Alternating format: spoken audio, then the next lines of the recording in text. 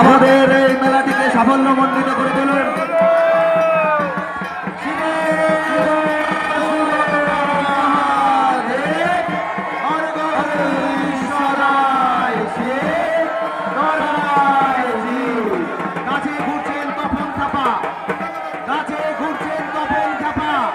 অপরদিকে আমাদের গ্রামবাসী রয়েছেন বৈকুণ্ঠ সরকার, তপন খাপা ঘুরছেন, মায়েরা উলুধ্বনি দেবেন। জীবন